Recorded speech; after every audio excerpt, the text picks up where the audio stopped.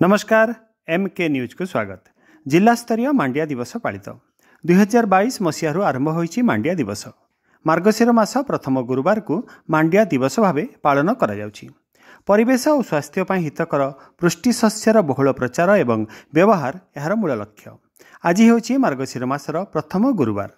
एथिपाई स्थानीय सद्भावना सभागृह ठारे जिला स्तरीय मांडिया दिवस पालित हो जाइछि।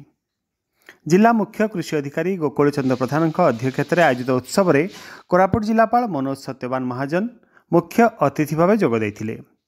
कोरापुट जिले में 30,000 रु ऊर्ध्व चाषी मांडिया चाष करुछंती। नूतन प्रणाली रे चाष करी किपरि उत्पादन वृद्धि हेबो सेथि निमंते चाषी मानकु तालीम दिया हेउछि। कोरापुट जिले में 2.5 लाख क्विंटाल मांडिया उत्पादन हेउथिबा जिलापाल कहिसंती। समस्त जनसाधारण मांडिया को नीतिदिन खाद्य रूपे व्यवहार करने को से निवेदन करिसंती। एहा द्वारा निज निजर स्वास्थ्य रे उन्नति हेबा सह चाषी माने उपकृत होई परिबे बोली से कहिसंती। चाषी मानकु अतिथि मानक द्वारा संबर्धित कर जायतिला। कोरापुट अतिरिक्त जिलापाल भक्तबंधु जनार्दन दलई सम्मानित अतिथि भाव जोग देइथिले। एही अवसर में आयोजित मिलेट प्रदर्शनी मेला जिलापालଙ୍କ द्वारा उद्घाटित होइथिला।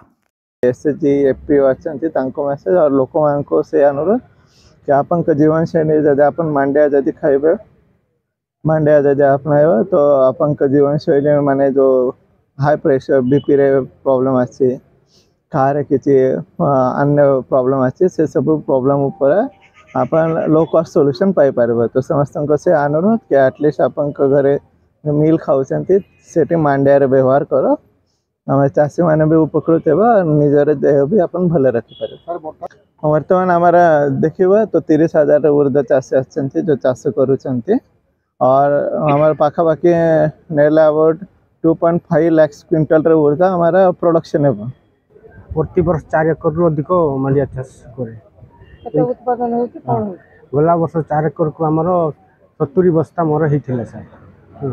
70 बस्ता रु मंडी रजिस्ट्रेशन हेतिला आमर घर 4 माँ पु झीर तो आम मंडी में बिक्री गला वर्ष 45 टका रेट रे बिकिलु भल लाभ पाई।